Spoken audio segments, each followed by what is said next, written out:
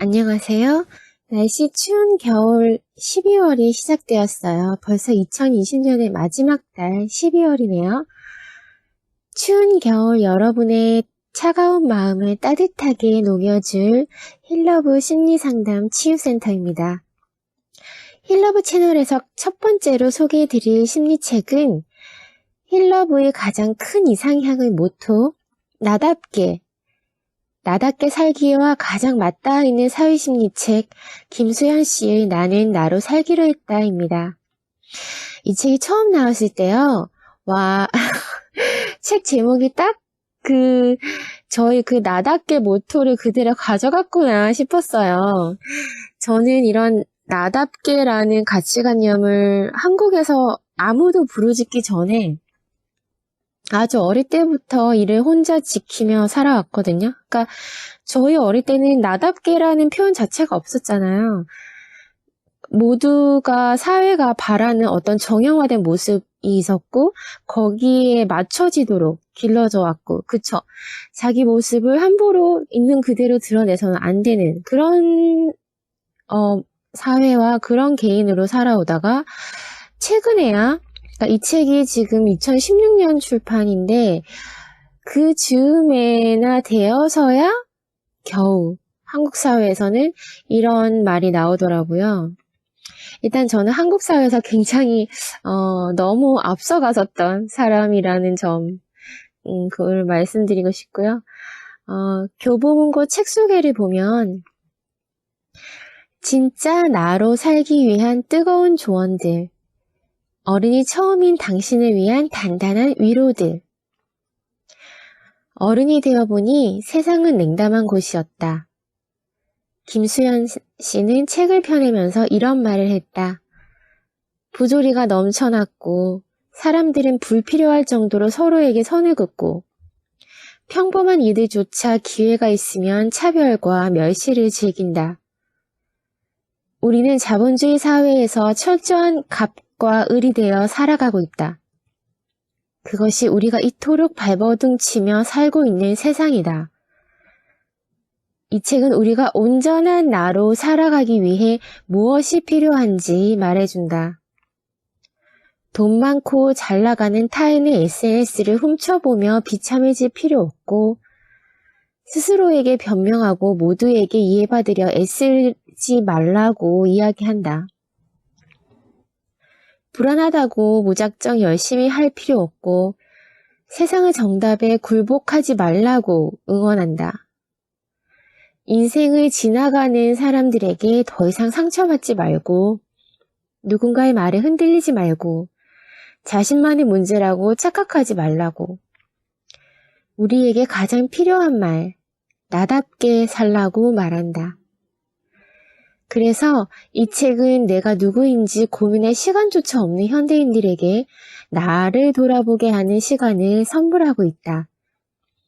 남처럼 사는 것이 아니라 나처럼 살 수 있도록, 진짜 나로 살기 위해 우리가 한 번쯤 생각하고 고민해야 할 것들을 수록했다.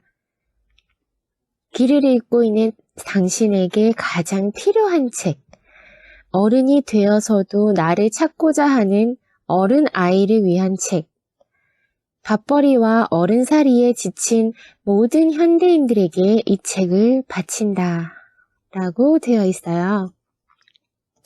목차를 보시면 제목 나는 나로 살기로 했다. 부제목이 냉담한 현실에서 어른살이를 위한 투두리스트 라고 되어 있고요.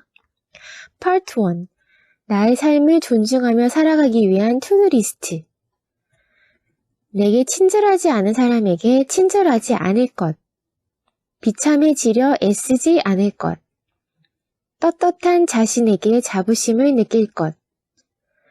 인생에 지나가는 사람들에게 상처받지 않을 것. 인생에서 숫자를 지울 것. 누군가의 말에 흔들리지 않을 것. 모욕하는 삶을 살지 않을 것. 스스로에게 변명하지 않을 것. 누구의 삶도 완벽하지 않음을 기억할 것. 보통의 존재로 충분히 행복할 것. 나를 평가할 자격을 남에게 주지 않을 것. 주눅들만큼 겸손하지 말 것.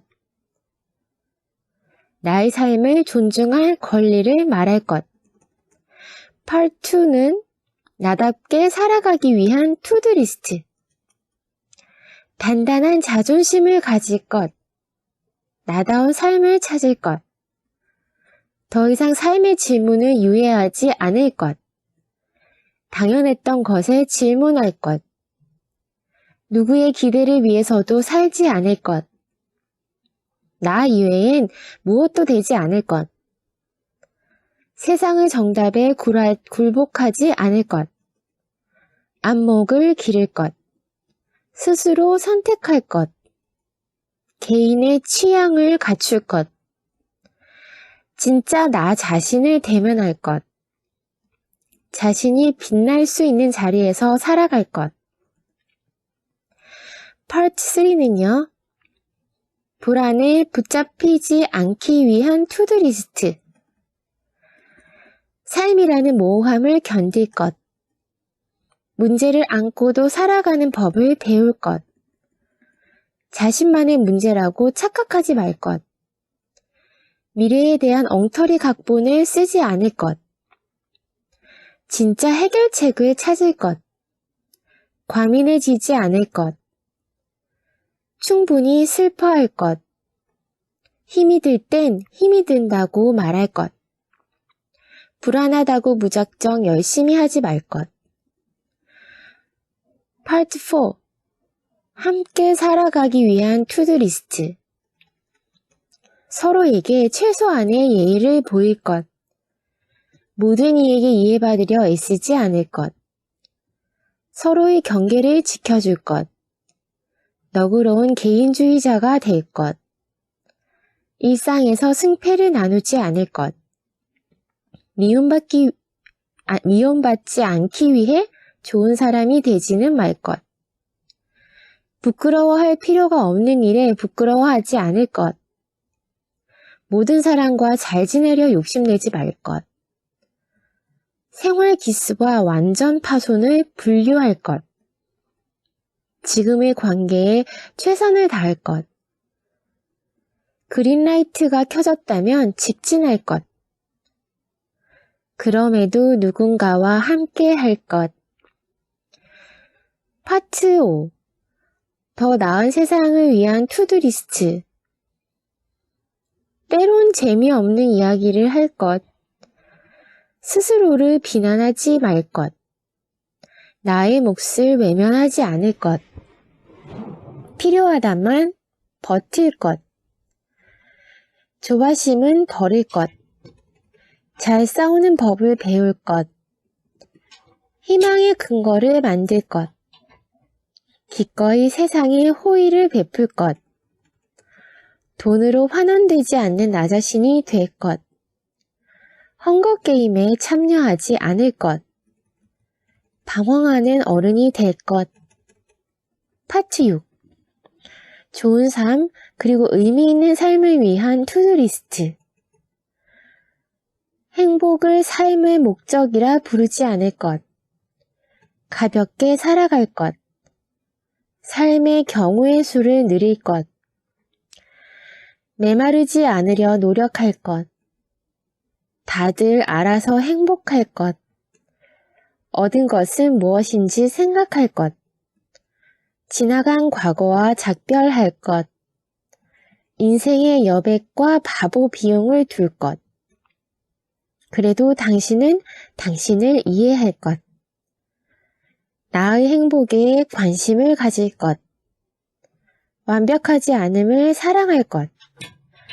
어떻게 살 것인지 물을 것. 어른으로 살아갈 것. 까지입니다.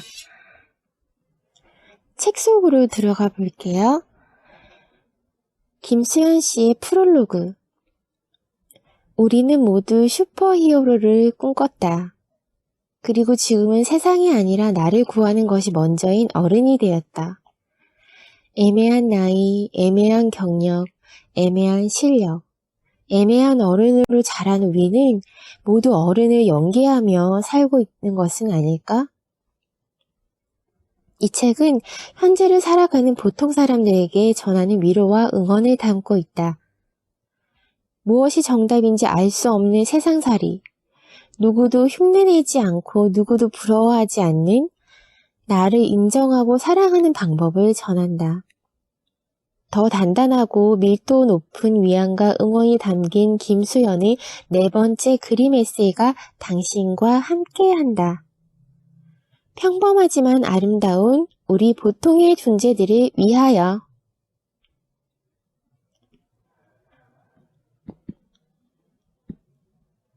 생각해보면 나는 늘 이유가 궁금했다. 그래서 학창시절 선생님이 내게 무언가를 시키면 언제나 왜요? 라고 물었다. 그러면 사람들은 내가 반항을 한다고 여겼는데 나는 정말 이유가 궁금해서 물어본 거였다. 묻지도 따지지도 말라는 건 내겐 너무 어려운 일이었다. 그런 나는 어른이 되었고 어느 날 문득 내 자신이 초라하고 무력하게 느껴졌다. 애매한 나이, 애매한 경력, 애매한 실력. 나는 제대로 갖춘 것도 보장된 것도 없는 애매한 사람이었다. 어쩌다 이렇게 애매한 어른으로 자라버렸을까? 그때 나는 내가 뭘 잘못했을까 생각했다. 전공 선택을 잘못했던 걸까? 대학교 때 조금 더 열심히 하지 않은 게 잘못이었을까? 일하며 더 버티지 못한 게 잘못이었을까? 그런데 아무리 생각해도 나는 잘못이 없었다. 물론 내 인생에는 약간의 실수와 방황과 오류가 있었지만 그건 삶에 있을 수 있는 시행착오 아닌가. 나는 학창시절 선생님 말의 이유가 궁금했듯이 아무 잘못 없는 개인이 왜 초라함을 느껴야 하는지 알고 싶었다. 그때 나는 많은 책을 읽었는데 취미의 책 읽기가 아니라 정말 궁금해서 읽었다. 나는 왜 초라해졌는가에 대하여, 나는 왜 부족한가에 대하여, 나는 왜 아무것도 아닌가에 대하여. 그리고 궁금증을 해소해가며 내가 내린 최종적인 결론은 세상이 나의 존재를 무가치하게 여길지라도 나는 나를 존중하고 나로서 당당하게 살아가도 된다는 거였다. 이 책은 내가 느꼈던 초라함의 이유이자 나를 초라하게 했던 모든 것들에 대한 답변이다. 그동안 책을 쓰며 나는 독자에게 잠깐의 위안과 잠깐의 따뜻함을 주었다고 생각한다. 하지만 조금 더 오랜 시간 머무를 수 있는 단단한 위안이자 응원이고 싶었다. 냉담한 세상에서 아무런 잘못 없이 스스로를 지책해야 했던 나와 닮은 누군가에게 전하고 싶다. 우린 잘못이 없다고. 나로서 당당하게 살아가도 된다고 말이다. 보통의 존재가 내가 아닌 것을 시기하지 않으며 차가운 시선을 견디고 있는 그대로의 나로서 살아가기 위하여.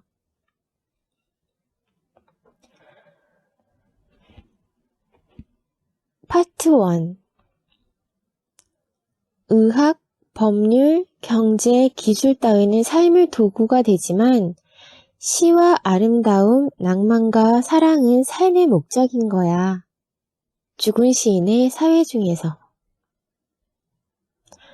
내게 친절하지 않은 사람에게 친절하지 않을 것. 대학을 갓 졸업했을 무렵 나는 한 회사에서 인턴을 했다.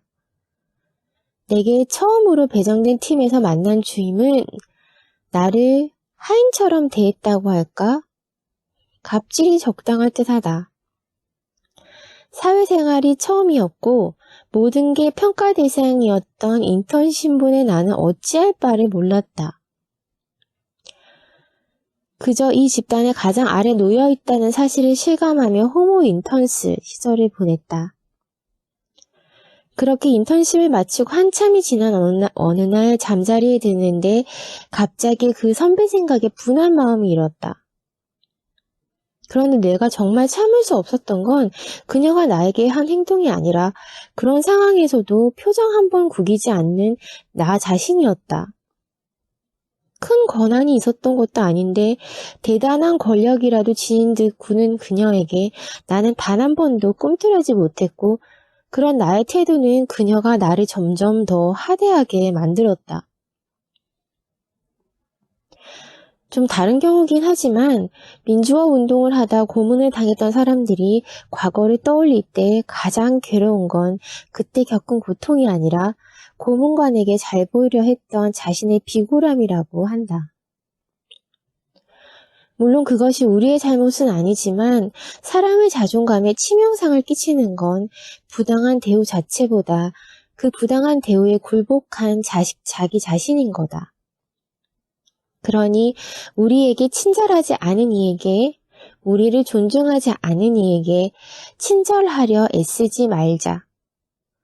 상황을 바꿀 수 없을지라도 적어도 그들에게 비굴해지지는 말자. 저열한 인간들로부터 스스로의 존엄함을 지키기 위하여 우리에겐 최소한의 저항이 필요하다. 비참해지려 애쓰지 않을 것. 인스타그램이라는 신세계에 입성했을 무렵 랜덤으로 사진이 보이는 피드에서 약간의 과장을 보태 허리까지가 가슴인 엄청난 글래머의 사진을 보았다. 그녀의 인스타그램에 들어가 보니 말로만 듣던 럭셔리 SNS였다. 예쁘고 몸매 좋고 명품을 휘감고 늘 해외여행 중인 여자. 하지만 나에게 문화 충격을 준 것은 나와 다른 그녀의 삶이 아니라 그녀의 수많은 팔로워였다. 도대체 그 많은 사람들은 왜 이 여자의 삶을 들여다볼까? 궁금해하며 계속 들여다보니 문득 아침에 맛있게 먹은 삼각김밥이 처량해졌고 득템했다고 좋아한 8,900원짜리 오렌지 스팽글 가방이 초라해졌다. 미디어는 너무 쉽게 타인의 삶을 훔쳐볼 수 있게 하고 옛날 같았으면 평생 모르고 살았을 이들의 완벽해 보이는 삶은 우리의 호기심을 자극한다. 그런데 과연 그 호기심은 무료일까? 자신을 비참하게 만드는 법이란 책에서는 타인의 삶을 훔쳐보며 내 삶과 비교하는 것이 자신을 비참하게 만드는 가장 쉬운 방법이라 이야기했다. 우리 역시 약간의 호기심을 충족하기 위해 타인의 삶을 구경하고 그 대가로 비참함을 지불하고 있는지도 모른다. 하지만 그렇게 충족된 호기심으론 어떤 것도 얻을 수 없다. 그 에너지와 호기심은 어디까지나 자신의 삶을 돌보는 데 사용해야 한다.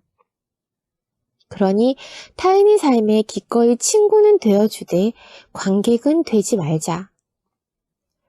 몇 장의 사진으로 요약된 그들의 삶보다 우리에겐 우리의 삶이 더 소중하다. 부디 비참해지려 애쓰지 말자. 떳떳한 자신에게 자부심을 느낄 것. 내가 어릴 적엔 성공시대라는 TV 프로그램이 있었는데 성공한 사람들이 일대기를 보여주는 방송이었다. 과거의 비참한 현실과 현재의 성공을 대비시키고 엄청난 노력과 불굴의 의지가 그 간격을 메우고 아무리 힘든 환경이라도 노력으로 극복하고 성공할 수 있을 것 같은 그런 서사를 보여주는 TV 방송이었는데 어른이 되어 생각해보니 그건 능력주의의 시작이었다. 개인의 능력과 노력만 있으면 누구나 성공할 수 있다는 자기 개발서 같은 이야기. 능력주의는 마이클 영의 풍자소설 능력주의 출현에서 처음 만들어낸 신조어이다. 소설의 미래 세계에서 능력주를 공정한 시스템으로 여기지만 점점 능력만 기준이 된 위계 질서가 잡히면서 엘리트 집단의 승자 독식과 약육 강식의 논리로 지배되는 무자비한 사회로 변질되어 간다. 현실에서는 능력과 노력은 성공의 마스터키가 아닌 여러 요인 중 하나일 뿐이다. 게다가 과거에 그러한 성공 신화가 가능했던 건 그때는 한국의 고성장 시기였고 다들 지질이 못 살아서 개인 간 자본의 차이가 크지 않았기 때문이다. 하지만 지금은 다르다. 개인이 계층을 이동할 기회를 찾기 어렵고 공정한 능력주의의 전제 조건인 기회평등은 지켜지지 않은 채 부모의 자산, 배경, 계층을 이어달리기가 진행 중이다. 물론 노력이 경시될 수는 없으나 뭔가 환경과 같은 비능력적인 요소가 많은 것을 좌우하고 노력만으로 큰 성공을 거둔 이가 있다고 해도 그 소수의 예외가 전체를 대변할 수는 없다. 그럼에도 불구하고 노력은 능력 이퀄 성공이라는 등식은 게으름 이퀄 무능 이퀄 가난이라는 등식으로 자동 연산되어서 가난의 이유를 노력이 부족한 개인의 탓으로 돌리고 차별과 계급을 정당화한다. 무한한 기회가 열려 있는데도 가난한 것은 너의 탓이라는 그런. 그래서 가난한 사람들은 쪽팔리다. 가난해 보이지 않기 위해 안간힘을 쓴다.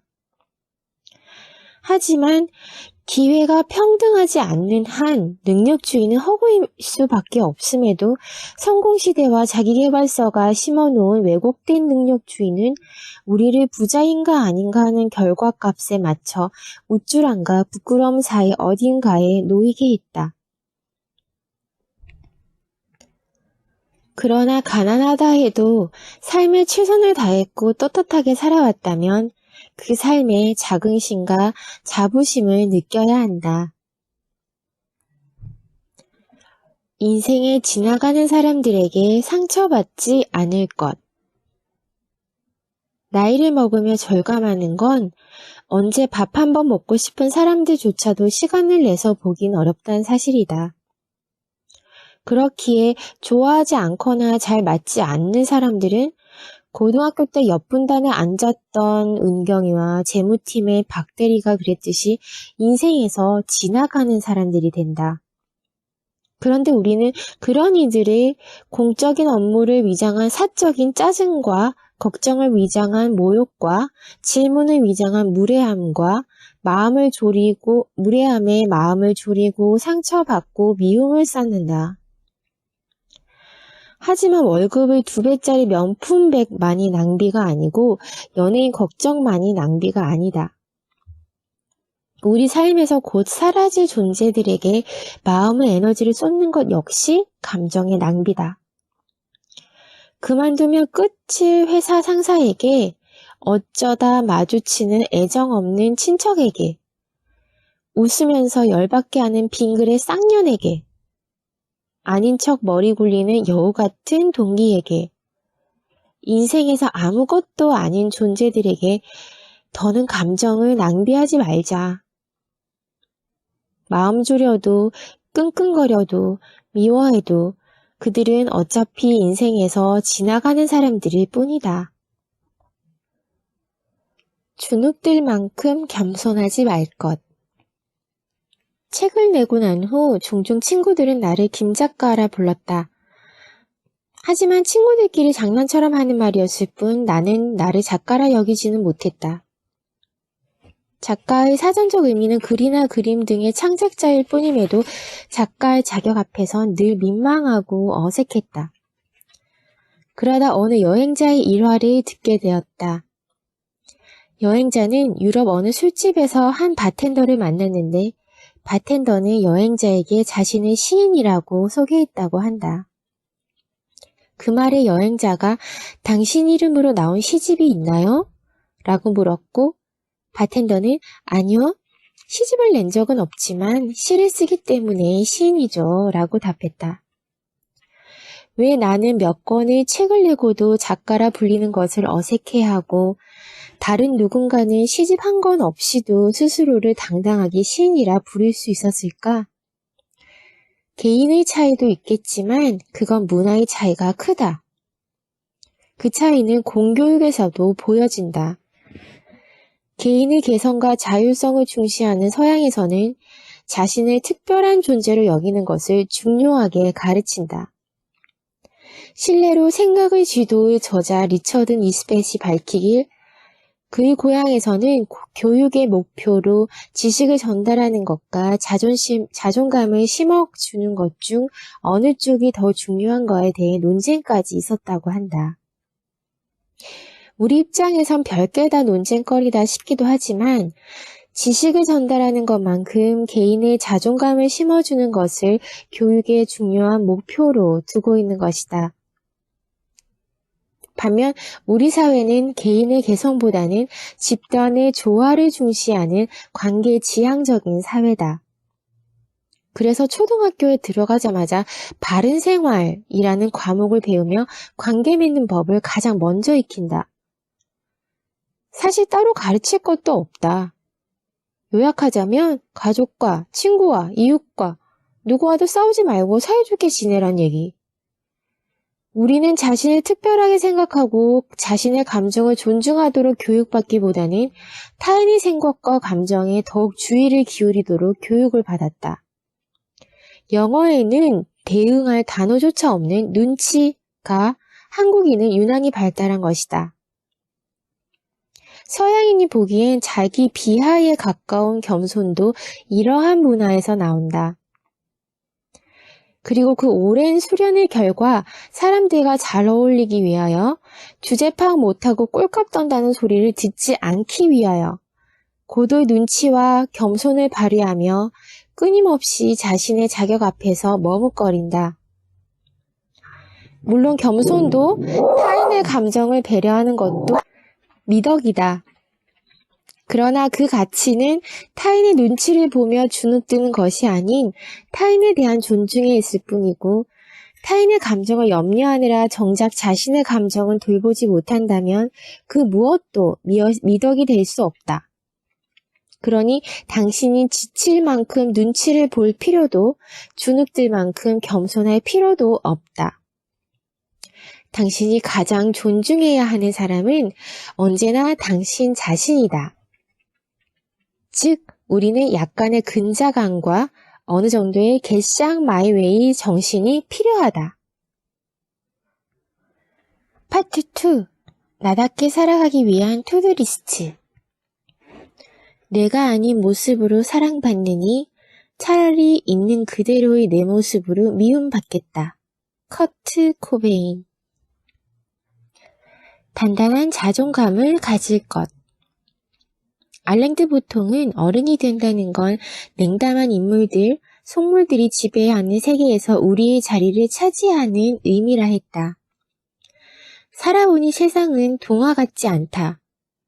갑질에 분개하는 것이 새삼스러울 만큼 차별은 일상에 만연하고 속물의 조건적 관심에 의연한 척하며 무시하려 해도 마음은 주머니 속에 넣어둔 쿠크다스처럼 부서진다. 그래서 사람들은 자존감을 높여야 한다고 말한다. 세상의 기준과 평가에 상관없이 스스로를 존중하는 마음을 키우라고. 그래, 말은 잘 알겠는데 그게 왜 말처럼 쉽지가 않을까? 자존감은 기본적으로 어린 시절의 경험과 부모의 양육 방식에 영향을 받는다.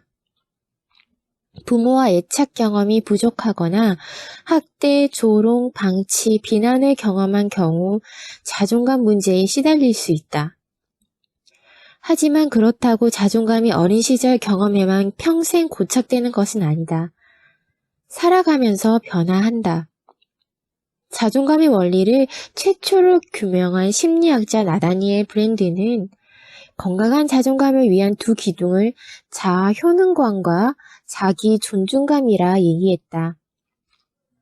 자아 효능감이란 자신을 돌보며 현실적 문제에 대처할 수 있다는 자기 신뢰이자 자신감이고, 자기 존중감은 스스로를 존중하며 사랑받을 가치가 있다고 여기는 마음이다.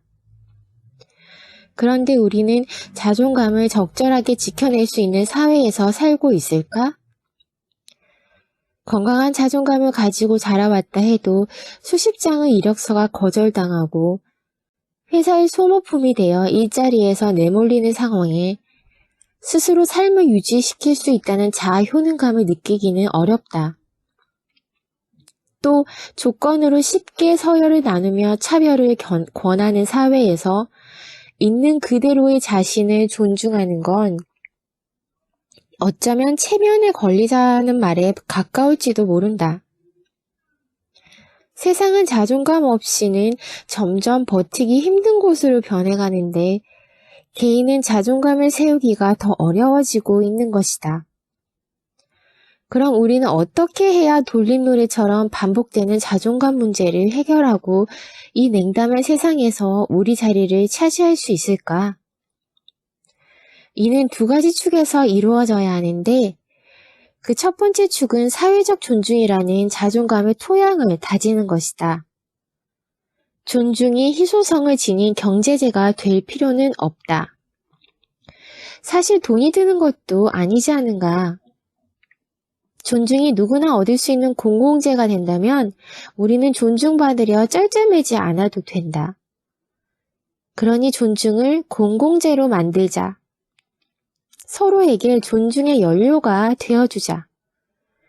직급에 따라, 연봉에 따라, 직업에 따라, 겉모습에 따라 선별적 존중을 보내는 것이 아닌 자신에 대해서도 타인에 대해서도 조건 없는 공정한 존중을 보내는 것이다. 두 번째 축은 개인 스스로가 자존감에 대해 보다 본질적으로 이해하고 실천하는 것이다. 이를 위해서는 진짜 자존감을 구분하며 자존감의 의미를 이해할 필요가 있다. 자존감은 우월함에서 비롯된 우쭐함도 아니고 누군가에게 사랑받고 인정받아서 얻어지는 일시적인 만족감도 아니다. 자존감의 본질은 자신에 대한 신뢰이자 행복을 누릴 만한 사람이라 여기는 자기 존중감이다.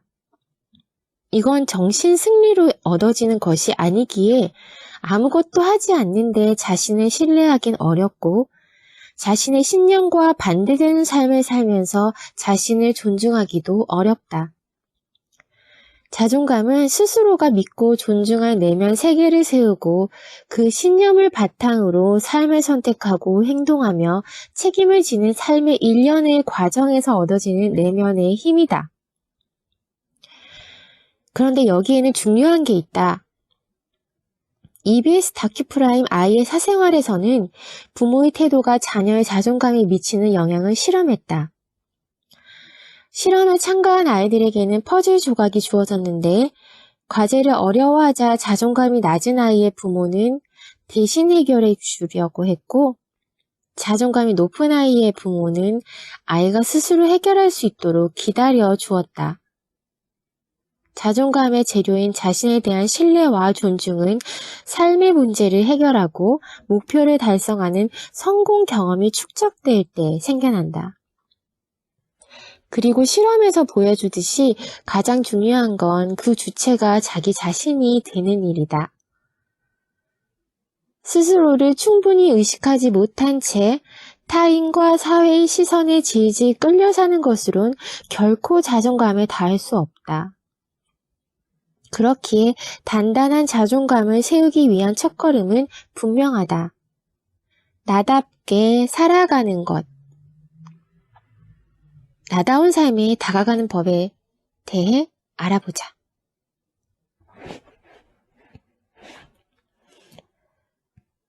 나다운 삶을 찾을 것. 드라마 속 남자 주인공이 너답지 않게 왜 이래? 라고 말하면 여자 주인공은 도끼 눈을 하고 이렇게 대답한다. 나다운 게 뭔데? 그러게나 말이다. 나답게 살아야 한다는 건 익히들어 알겠는데 나다운 게 뭔진 도통 알 수가 없다. 왜 우리는 나다운 게 무엇인지 잘 알지를 못할까? 심리학자 제임스 마샤는 자아 정체성의 성취 정도에 따라 정체성을 4가지 유형으로 구분했다. 그 4가지 유형은 성취, 탐색, 폐쇄, 혼미 정체성인데 연구에 따르면 한국인은 대다수가 낮은 정체성 지위인 폐쇄 지위에 놓여 있었다. 폐쇄주의란 기존의 사회가치 체계를 그대로 순응하고 전념한 유형인데 이론에 따르면 이 지위가 낮은 정체성에 있는 이유는 위기의 부재에 있다. 인생에 위기가 없었다니 뭔 소리인가 싶을 수도 있지만 여기서 말하는 위기란 보이스피싱을 당하거나 소개팅녀 앞에서 카드 승인이 떨어지지 않는 그런 일이 아니라 목표, 가치, 신념에 대하여 자문하며 투쟁한 적이 없음을 이야기한다. 그렇다면 왜 우리는 투쟁하지 못했을까? 이는 자신에 대한 탐색과 자문의 과정을 권하지 않는 사회 문화에서 시작됐다. 과거 우리의 핵심 도덕이었던 유교에서 개인은 주변 환경과 관계 속에 상호 의존적인 존재였다. 개인의 정체성은 역할에 따라 결정되었고 자문과 탐색보다는 주어진 역할의 도리를 배우고 실천하는 것이 더 중요했다. 사회가 요구하는 인간상에 맞추는 것을 아름다운 삶이라 여긴 것이다. 그렇기에 우리는 자신만의 삶의 방식과 철학을 세우며 사는 것이 아니라 사회와 부모가 요구하는 기준에 맞춰 사는 것에 더 익숙하다. 그 결과 많은 이들이 자신의 신념과 철학은커녕 자신에 대한 윤곽선도 그려내지 못하고 자소서 대신 자소서를 쓰게 된다. 그리고 이 상황을 끝까지 해결하지 못하는 보다 결정적인 문제는 지독한 의존심에 있다. 어린 시절, 너는 아직 어리기 때문에 어른을 따라야 한다. 라는 말은 아이가 나약하고 열등한 존재임을 각성시켰다. 많은 부모는 아이의 나약함과 열등함을 이유로 자율성을 허락하지 않으며 아이가 어른이 되는 과정을 빼앗았다. 과정 없이 어른이라는 결과만 남은 이들은 스스로를 판단하고 결정 내리는 것을 두려워하기에 나이를 먹어서도 멘토를 찾아다닌다. 그러나 혜민 스님도 한비야도 당신이 어떤 사람인지 알려주지 못한다. 나답게 산다는 것은 경험과 탐색 속에서 스스로를 판단하고 스스로 결정하는 법을 익히는 일이다. 프리랜서가 된다고 해서 나다운 것이 아니고 특이한 취향을 가졌다고 해서 나다운 것이 아니라 자신에 대한 이해를 바탕으로 스스로 판단하고 결정하며 삶을 일구는 것이 나다운 삶이다. 그 시작을 위해선 당신 자신에게 관심을 기울여야 한다. 당신에 대한 글을 써보는 것도 좋은 방법이다. 자신에게 관심을 기울이며 나는 지금까지 어떻게 살아왔는지, 어떤 가치를 실현하고 살고 싶은지, 무엇에 행복해지는 사람인지, 나는 남과 어떻게 다른지, 자기 감각을 찾자. 물론 많은 양의 지성과 노력이 필요할 것이다. 의존심을 버린다는 게 두려울 수도 있다. 그러나 그 고민과 위기의 순간을 지났을 때 비로소 스스로가 신뢰하고 존중할 수 있는 나다운 삶이 시작될 것이다. 나 외엔 무엇도 되지 않을 것. 초등학교 2학년 때 장래 희망을 말하는 시간이 있었다. 나는 퀴리 부인에 대해 어디선가 주워 듣고는 퀴리 부인과 같은 여성 과학자가 되고 싶다고 말했다. 실상 나는 과학자와는 거리가 멀게 태어난 사람이지만 그때 나는 그런 공수표를 남발해도 좀 괜찮았다. 그런데 문제는 나이를 먹어서도 우리의 꿈이 무엇을 할 것인가가 아니라 무엇이 될 것인가에 머물러 있을 때 발생한다. 예전에 한 피부과 의사와 대화를 나눈 적이 있다. 그는 서울에 있는 의대를 나와 강남에서 피부과 전문 일을 하고 있었다. 그런데 대화를 나누는 동안 의사가 아닌 한 개인으로서 그에게 어떤 개성이나 철학도 느끼지 못했고 오히려 성장하지 못한 아이 같다는 느낌을 받았다. 문득 그에게 지금 행복하냐라는 질문을 했다.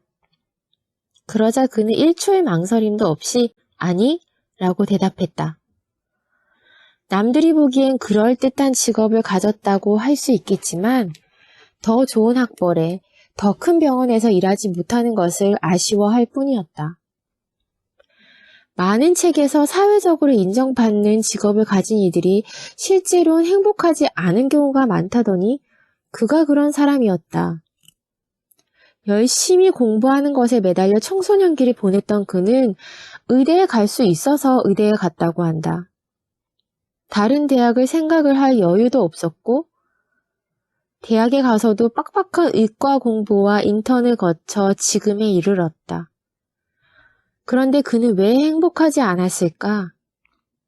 그는 사회적 지위와 경제적 안정, 주변 사람들의 인정을 쫓으며 자신의 내면은 바라보지 못했고 그것은 그의 내면을 공허하게 만들었다. 그런 그에게 중요했던 건 의사가 되는 것이었다.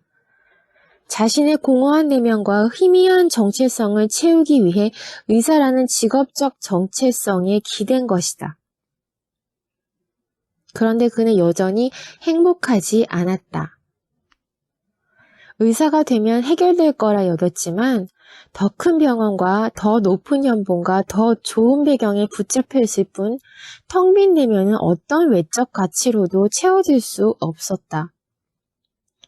물론 한 개인에게 직업은 단순히 돈벌이만을 의미하지는 않는다. 하지만 직업이란 보다 자기다워지는 일이지 없는 자아를 창조하는 일은 아니다. 시작이 되는 눈뭉치가 있어야 눈덩이를 굴릴 수 있다. 내면은 돌아보지 못한 채 외면의 가치만을 쫓는 한 언제나 비교 속에서 살 뿐 결코 진짜 행복과 자존에는 닿을 수 없으니 우리에게 절실한 건 우리를 증명할 명함이 아니라 누구에게도 증명할 필요 없는 나 자신이 되는 것이다. 세상의 정답에 굴복하지 않을 것. 동네 커피숍에서 우연히 초등학교 원어민 강사인 캐나다인과 대화를 나눈 적이 있었는데 그녀는 내게 우리나라에 와서 이상하게 느낀 점을 이야기했는데 한국 사람들은 스마트 스튜던트를 굿 스튜던트라고 생각한다는 것이었다. 실상 굿 스튜던트와 스마트 스튜던트는 다르다. 그런데 한국 사람들은 스마트, 즉 공부 잘한다 이퀄 굿, 좋은 학생이라는 등식을 가지고 있다. 잘 산다의 의미 역시 비슷한 맥락을 갖는다. 잘 산다라고 할 수 있는 요소에는 경제적인 기반 외에도 건강한 신체와 좋은 인간관계, 삶의 철학과 예술을 즐길 수 있는 신미한, 이를 통해 느끼는 보람 등 다양한 가치가 있다. 그렇지만 우리에게 잘 사는 것, 웰빙이란 오직 부자의 삶, 리치, 그 의미로만 이야기된다. 왜 우리는 그 많은 가치들을 잊은 채 한 가지 가치로만 수렴하도록 프로그래밍 된 것일까? 영국의 저널리스트 다니엘 튜더는 한국의 교육, 명예, 외모, 직업적 성취에서 스스로를 불가능한 기준에 획일적으로 맞추도록 너무 큰 압박을 가하는 나라라 이야기하며 이룰 수 없는 목표를 요구한다는 점에서 한국은 불가능한 나라, The Impossible Country라 평했다. 우리가 생각하는 이상적인 나는 과연 가능한 존재인가? 모두가 날씬할 수 없고, 모두가 사람들이 좋아하는 성격일 수 없고, 모두가 명문대를 나와 대기업에 갈 수는 없다. 아니, 모두가 그렇다면 그거야말로 은하철도 999에 나올 법한 비정상적인 행성일 뿐이다. 만약 사회가, 세상이 당신에게 어떤 정답을 강요한다면 당신은 그 이유를 물어야 한다. 합당하지 않은 정답에 채점되어 굴복하지 말아야 하며 그 정답들에 주눅들어 스스로의 가치를 절하해서는 안 된다. 좋은 학생에는 여러 정의가 있고 잘 사는 것에는 여러 방법이 있으며 우리는 각자의 답을 가질 권리가 있다. 우리는 오답이 아닌 각기 다른 답이다. 스스로 선택할 것. 인생은 B, birth와 D, death 사이의 C, choice, 즉 탄생과 죽음 사이의 선택이라는 한 철학자의 말처럼 우리가 어떤 선택을 어떻게 하는가는 우리의 인생을 결정한다. 그런데 주위엔 선택을 유난히 어려워하는 사람들이 있다. 신중한 것과 결정하지 못하는 것은 전혀 다른 문제인데 그들은 왜 선택을 내리는 걸 어려워할까? 그건 완벽한 답을 얻으려는 강박일 수도 있으나 스스로의 판단을 믿는 자기 신뢰가 부족한 경우가 많다. 선택을 내리는 자신을 믿지 못하고 선택에 따르는 책임을 감당할 자신이 없으니 다른 사람이 답을 내려주기를 기대를 하거나 문제가 골물 때까지 선택을 유예하는 것이다.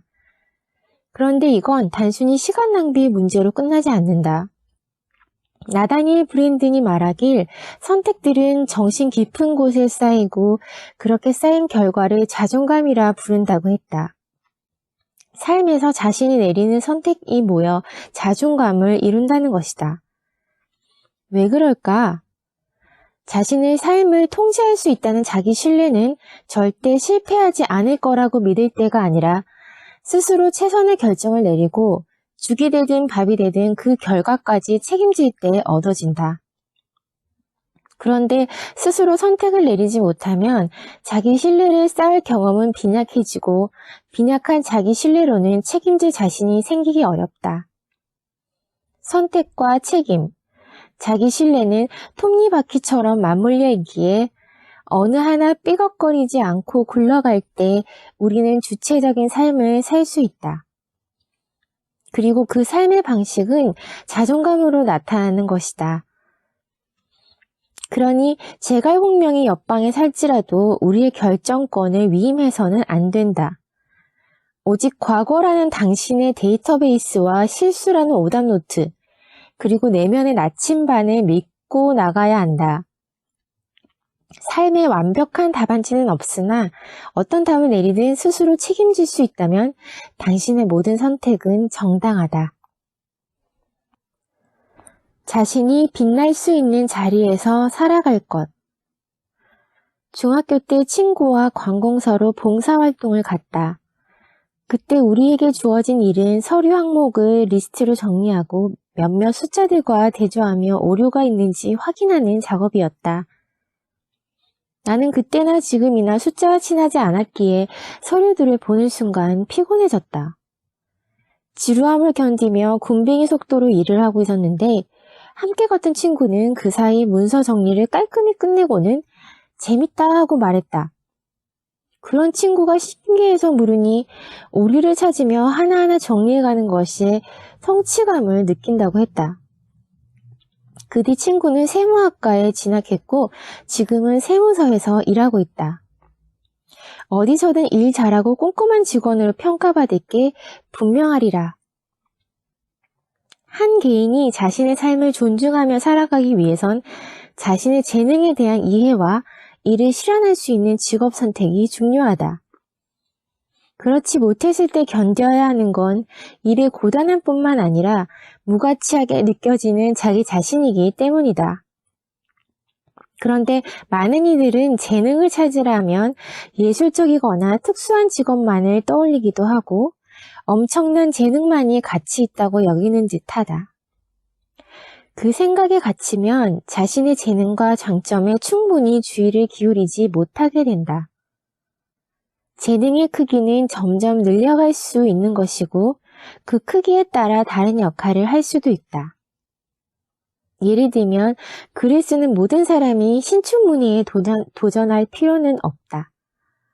재능의 크기보다 중요한 건 자신이 어떤 재능을 가지고 있는지 구체적으로 아는 것이다. 그렇다면 재능이란 무엇일까? 내가 생각하는 재능이란 어떤 일을 남들보다 더욱 수월하게 할 수 있는 일이다. 그건 몇 가지 재능에 국한된 것이 아니다. 어떤 이에겐 서류를 잘 정리하는 게 재능이고, 어떤 이에겐 모르는 사람과도 즐겁게 이야기할 수 있는 게 재능이고, 어떤 이에겐 눈썰미가 좋은 게 재능이고, 어떤 이에겐 남의 이야기를 잘 들어주는 게 재능이다. 이러한 재능은 그림을 그리는 것이나 노래를 부르는 것처럼 쉽게 눈에 띄진 않는다. 그렇기에 자신의 재능과 장점을 발견하기 위해 충분히 주의를 기울이고 자신의 재능에 적합한 직업 혹은 자리를 찾아야 한다. 당신이 무엇을 좋아하는지, 남들보다 쉽게 할 수 있는 것은 무엇인지 적어보자. 잘 모르겠다면 인터넷을 통해 다중지능 검사를 해볼 수도 있다. 다양한 방법을 통해 자기 자신을 알아가야 한다. 그 과정을 통해 당신이 원하는 것과 잘할 수 있는 것 사이에 교집합을 찾자. 물론 쉽지 않을 것이고 시간이 걸릴 수도 있다. 하지만 자신의 삶에 그 정도의 관심과 노력조차 기울일 생각이 없다면 타인은커녕 스스로의 존중도 얻기 어려울 것이다. 자신만의 문제라고 착각하지 말 것. 우리는 어릴 때부터 금실 좋고 무한한 사랑을 주는 부모님이 있는 집을 정상적인 가정으로 여겨왔다. 하지만 알고 보면 그렇게 완벽한 부모님이 얼마나 될까? 미디어가 보여주는 연출된 모습과 사람들이 겉으로만 보여주는 그럴듯한 모습을 보며 무엇 하나 결핍되지 않은 이상적인 상태가 정상이라 착각한다. 그리고 그 착각의 결과 보통의 개인은 자신은 부족한 존재라 여기며 내면의 가장 밑바닥에 열등감을 숨겨놓는다. 하지만 비정상적인 건 과연 무엇일까? 소수인 쪽이 비정상이 되는 걸까? 한 톨의 결핍도 없는 상태가 정상이라면 과연 결핍 없는 삶은 존재하는가? 프로이트가 규정한 정상의 기준이 약간의 히스테리, 약간의 편집증, 약간의 강박증이듯 정상이란 완전 무결한 것이 아니라 약간의 상처, 약간의 결핍, 약간의 부족함을 의미할 것이다. 삶에는 여러 형태가 있으며 우리는 각자 다른 모습으로 살아가는 소수의 존재들일 뿐 당신이 어떤 가정에서 자랐건 어떤 문제와 결핍을 가졌건 그 무엇이건 다 정상이다. 사람들은 불행을 꽁꽁 숨겨두기에 모를 뿐 세상에 보편적이지 않은 불행은 없다. 이건 제 얘기인데요. 모두가 각자 다 정상이다라는 말은 좀 동의를 하지 않습니다. 왜냐하면 예를 들면 조두순 같은 사람들, 그 사람을 두고 정상이라고 할 수 있나요? 그 사람을 편드는 사람은 그의 가족은 그를 편들었다고 들었는데 물론 옆에서 너도 나름 너의 방식대로 정상이라고 말을 할 수는 있겠지만 세상에는 그래도 절대적인 윤리와 도덕이라는 게 있고 그것을 어기는 거스르는 사람은 저는 정상이라고 볼 수가 없고 사실 지구상에 존재하면 안 된다고 생각하는 게 저의 의견입니다. 과민해지지 않을 것. 친구가 교통사고를 당한 적이 있다. 횡단보도를 건너는데 멈춰있던 차가 갑자기 달려들었다고 한다. 초보 운전자의 실수였는데 다행히 크게 다치진 않았다. 그런데 나는 그 이야기를 들은 후 길을 건널 때면 차가 멈춰 있어도 불안했다. 불안이란 과거의 부정적이고 공포스러운 경험으로 인해 다시 그 일이 반복될지도 모른다는 막연한 예감이다. 산전수전을 다 겪으면 웬만한 일에는 의연한 어른이 될 것 같지만 부정적 경험의 누적량도 많아지기 때문에 나이가 먹을수록 불안감도 커질 수밖에 없다. 그리고 그 부정적 경험은 친구의 사고에서 불안감이 전이됐던 것처럼 간접적으로도 영향을 받을 수 있다. 우리는 불안한 일이 너무 많은 세상에서 산다. 미디어에서는 각종 사건, 사고를 생생하게 전달한다. 건강정보 방송을 보면 예방하고 조심할 게 한두 가지가 아니고 불안정한 경제는 삶의 무엇도 보장하지 않는다. 사람들은 날써 있고 또라이는 넘쳐나며 가습기 살균제가 살균이 아니라 살인을 하곤 한다. 이렇게 너무 많은 것을 보고 들은 우리는 과민하고 불안할 수밖에 없다. 그래서 우리의 마음은 쉴 새 없이 불안으로 과민해졌다. 그리고 과민해진 마음은 실제로 벌어진 상황과 우리가 생각하는 것 사이 경계를 무너뜨리고 별일이 아닌 상황에도 비상사태가 일어난 듯 안절부절 못하게 만든다. 그렇기에 이제는 이시영 박사의 둔하게 삽니다 라는 둔하게 삽시다라는 책 제목처럼 조금 둔해질 필요가 있다. 지나치게 과민해진 스스로에게 이야기해야 한다. 과거에 일어난 별개의 일일 뿐이고 꼭 나쁜 쪽으로 흘러가리란 근거는 없으며 낮은 가능성까지 하나하나 염려하며 살 수는 없다고. 긴장을 풀고 당신의 머릿속 세계가 아닌 진짜 당신의 세계로 기환해라. 당신이 실제로 경험한 삶은 당신의 생각보다 평화롭다.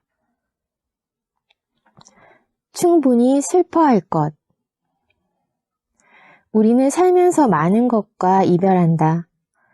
때론 소중한 사람과 이별하고 사랑받지 못한 채 지나가 버린 어린 시절과 이별하고 자신이 품었던 이상과 이별하고 젊음과 이별하며 자신이 믿어온 한때의 진실과 이별한다. 이 모든 이별에는 길든 짧든 애도가 필요하다. 애도란 마음의 저항 없이 충분히 슬퍼하는 일이다. 그런데 우리는 고통을 마주할 용기가 없어 억지로 외면하거나 억누르고 혹은 자신의 마음을 미처 이해하지 못해 자기 자신에게 슬퍼할 기회를 주지 않는다. 프로이트는 충분한 애도를 하지 못했을 때 우울증이 발생한다고 했다. 감정이란 건 밖으로 새어나오지 않도록 틀어막는다 해서 사라지는 것이 아니기에 애도의 과정을 거치지 못한 상실은 씻겨내려가지 못한 채 우울이라는 웅덩이로 고이고 우리를 앞으로 나아가지 못하게 한다. 만약 당신에게 그 이유를 알 수 없는 불안과 우울이 머무르고 있다면 우리는 그 실체를 찾아야 한다. 꽁꽁 숨어서 한눈에 보이지 않을지라도 질문하며 단서를 찾고 탐문하여 그 실체에 다가서자. 그 실체를 안다 해도 수사의 종결이지 사건의 종결은 아니겠으나 실체를 객관화하는 것만으로도 감정에 압도되지 않을 수 있고 우리는 충분히 애도할 기회를 얻는다. 그러니 당신의 심연에 묻는다. 당신은 무엇과 이별하였는가? 그 어쩔 수 없었던 모든 것들에게 애도를 보낸다. 힘이 들 땐 힘이 든다고 말할 것. 나는 힘들다는 말을 잘 하지 않는 타입이다. 남에게 힘들다고 말하지 않을 뿐더러 스스로도 힘들다고 잘 생각하지 않는다. 말하고 나면 더 힘들 것 같아서 늘 괜찮다고 했다. 그런데 이렇게 힘이 들어도 힘들지 않은 척 감정을 묶어두면 자신에 대한 감각은 무뎌진다. 그 무뎌진 감각은 다른 감정들도 무디게 만들고 스스로가 한계점에 부딪히는 것도 모른 채 착취되는 자신을 방치하게 한다. 그렇기에 누가 알아주지 않더라도 상황은 변함이 없더라도 힘이 들면 힘들다고 투정 부려야 하고 못 버티겠으면 잠깐은 멈춰설 줄 알아야 한다. 언제나 괜찮다며 마음을 다잡을 수 없고 늘 강한 사람일 수도 없다. 그러니 인생에 설치해야 할 액티브엑스가 너무 많을 때, 책임감에 익사할 것 같을 때, 집에 돌아온 순간 눈물이 날 때, 나도 이제는 힘들다고 말하라. 누구도 당신을 대신 지켜줄 수 없고 견디기 버거운 희생은 자기 학대일 뿐이다. 조금은 이기적이어도 괜찮고 조금은 무책임해도 된다. 책임감을 논하며 질식할 때까지 스스로를 방치하는 것만큼 자기 자신에게 무책임한 일은 없다. 그런 의미로 졸라 힘들었습니다.